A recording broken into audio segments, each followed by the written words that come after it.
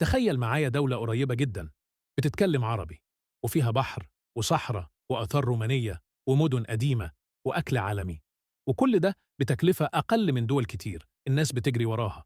الدولة دي هي تونس. وفي حلقة النهاردة من سلسلة لو حبيت أسافر هقولك تونس من الألف للياء. فين هي؟ تاريخها؟ أحسن وقت تزورها؟ أهم المدن والأماكن؟ وأهم حاجة، تكلفة السفر بالأرقام وخط سير عملي يخليك تستمتع بتونس من أولها لآخرها. تونس فين؟ وليه دولة مختلفة؟ تونس موجودة في شمال أفريقيا، على البحر المتوسط مباشرة، بين الجزائر من الغرب وليبيا من الشرق. موقعها ده خلاها عبر التاريخ نقطة التقاء حضارات كتير: الفينيقيين، الرومان، العرب، العثمانيين، وبعدهم الاستعمار الفرنسي. مساحة تونس حوالي 164 ألف كيلومتر مربع، وعدد السكان قرابة 12 مليون نسمة. العاصمة اسمها تونس العاصمة، واللغة الرسمية العربية، بس الفرنسية منتشرة جدا، والإنجليزي بقى مفهوم أكتر في السياحة. ليه تونس مميزة؟ لأنك في بلد واحدة تقدر تروح مصيف بحر متوسط، سياحة تاريخية وآثار عالمية، تجربة صحراوية حقيقية، حياة مدن وأسواق قديمة، وكل ده من غير حاجز لغة تقريبا. نبذة تاريخية مختصرة: تونس تاريخها غني جدا، ومن أهم محطاته قرطاج، واحدة من أعظم الحضارات القديمة. الرومان تركوا آثار ضخمة لحد دلوقتي: الفتح الإسلامي وظهور القيروان، العثمانيين، الاستعمار الفرنسي، وبعده دولة تونس الحديثة. وده واضح جدا في شكل المدن، المعمار، الأكل، والعادات. النهاردة تونس دولة مستقرة سياحيا، والسياحة واحدة من أعمدة اقتصادها. أفضل وقت تسافر تونس؟ أفضل وقت لزيارة تونس بيختلف حسب هدفك: أبريل إلى يونيو، جو ممتاز، بحر وتمشية وآثار. سبتمبر وأكتوبر، أحلى وقت، الجو معتدل، الزحمة أقل. الصيف يوليو وأغسطس، مناسب للمصايف بس الجو حر شوية. الشتاء مناسب للمدن والآثار، والصحراء كمان.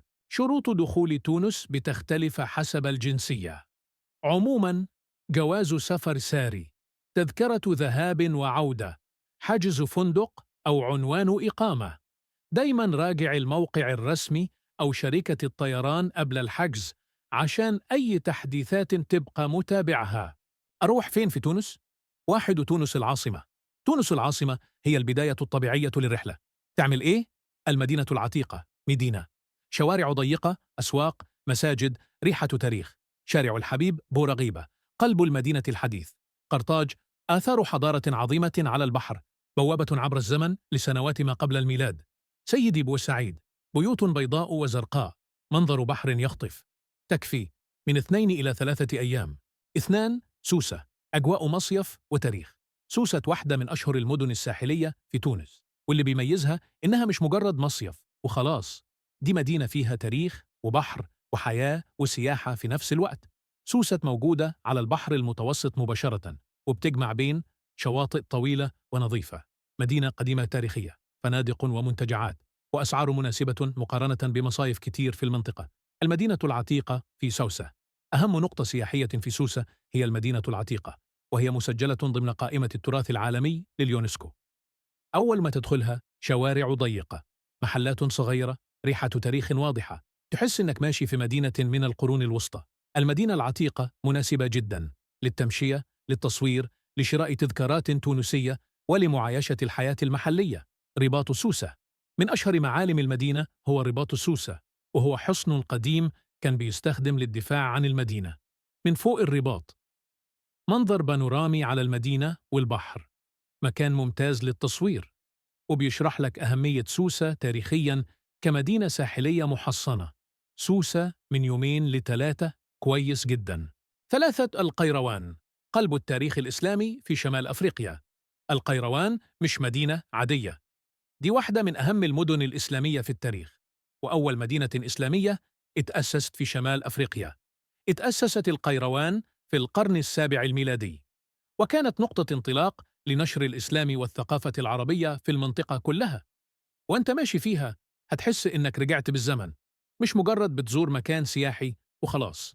جامع القيروان الكبير، أهم وأشهر معلم في القيروان هو جامع القيروان الكبير، واحد من أقدم وأهم المساجد في العالم الإسلامي.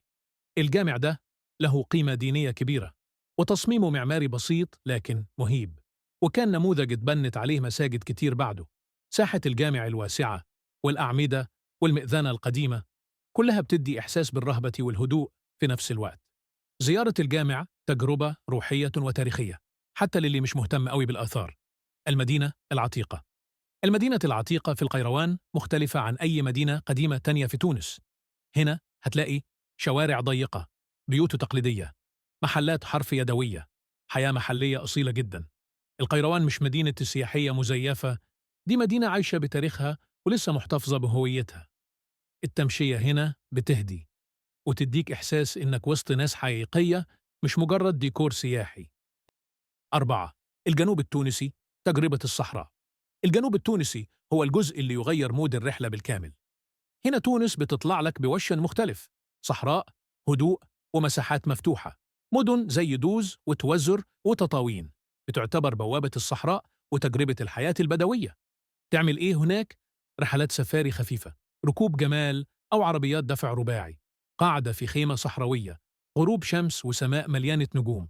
التجربة هنا مش عن أماكن كتير، هي عن الإحساس: هدوء، بساطة، وخروج كامل من زحمة المدن. المدة المناسبة يومين كفاية لو جدولك مش طويل، وتطلع بتجربة مختلفة تماماً عن باقي تونس. الجنوب التونسي مناسب للي عايز حاجة مميزة أو تجربة ما تتنسيش حتى لو لأول مرة يزور تونس. تجارب لازم تعملها في تونس: تتمشى في المدينة العتيقة، جلسة في سيدي بوسعيد، أكل تونسي أصلي، تجربة الصحراء، بحر واستجمام. الأكل التونسي كسكوسي، لبلابي، أكل بحر، وكل ده بأسعار ممتازة. تكلفة السفر لتونس بالدولار: الإقامة هوستل جيست هاوس 15 إلى 30 دولارا، فندق متوسط 35 إلى 70 دولارا، فندق أعلى 90 دولارا أو أكثر.